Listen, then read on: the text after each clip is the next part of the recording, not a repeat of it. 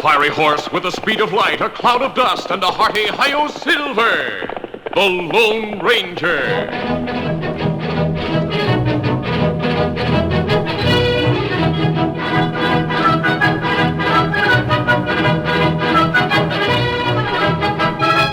This is the legend of a man who buried his identity to dedicate his life to the service of humanity and country. It is the story of the origin of the Lone Ranger.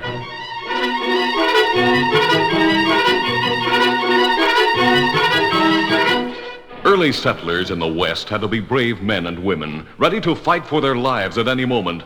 There was danger on every side. There were wild beasts, savage Indians, and the Cavendish gang. Butch Cavendish headed a pack of outlaws. They struck without warning to steal and kill. Open fire on that wagon train. Wipe them out to the last man.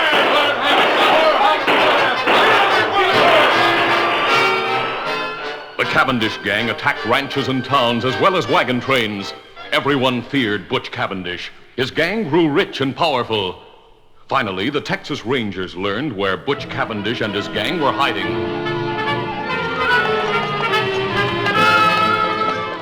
6 Texas Rangers guided their horses along a canyon floor to arrest the Cavendish gang. Presently, Captain Reed signaled a halt. Rein in, boys. We'll wait here until a scout returns. Do you think it was a good idea to send Collins, our guide, on ahead? It was Captain Reed's younger brother who asked the question. The captain explained that Collins, who was not a Texas Ranger, was the only man who knew the country and who could scout ahead for information. Then, while the Texas Rangers waited for the guide's return, the captain said to his younger brother, My wife and son are coming from the east. If something happens to me and you survive, well, I know you'll take care of her and Danny. Right. I'm going to count on you to resign from the Rangers and work that silver mine we staked out. See that my son and his mother get my share. I promise. Here comes Collins, the scout. Steady. What's the word, Collins? Good news, Captain Reed. It's all clear. I scouted the rim on both sides of the canyon and found no sign of the Cavendish outfit. All right, boys, let's go. Get up there. Get up. Collins, the guide, lagged behind unnoticed by the Texas Rangers, who moved in single file along the floor of the rock-strewn canyon. They didn't know that Collins had lied, that Butch Cavendish and his killers were waiting in ambush on the rim on both sides of the gap. Here come those Rangers, boys, just as Collins told us. Yeah, there they are. Now, we can't get down to the floor of the canyon without going a long way back, and it'll be dark in half an hour. So we'll just keep pouring lead into them from up here until we're sure they're dead. Then we won't be taking any chances. Now open fire! The Rangers leaped from their saddles and spread out as they returned the fire from both sides of the canyon. Soon, 4 of the Rangers were killed. Captain Dan Reed and his brother, wounded several times, kept fighting side by side. Then the captain fell mortally wounded, and a moment later, his younger brother, the last of the Rangers, slumped to the ground.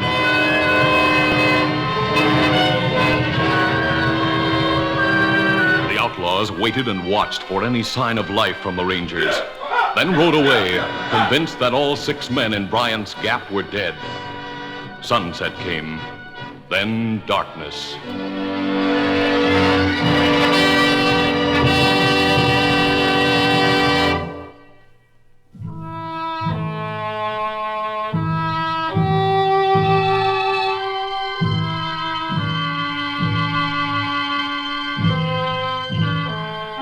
That night, an Indian examined the bodies by moonlight.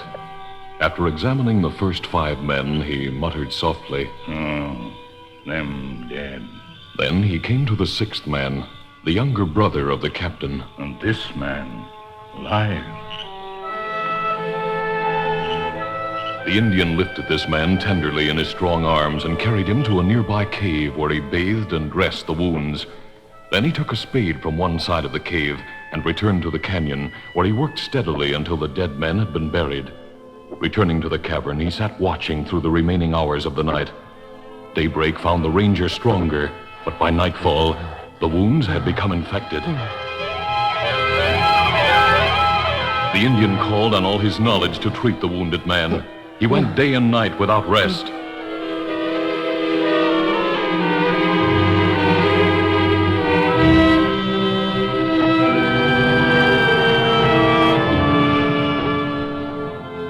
was the morning of the fourth day when the ranger opened his eyes. And for the first time, the Indian saw them clear and calm. Are you awake? Me glad. Yes, but so weak. You wounded bad.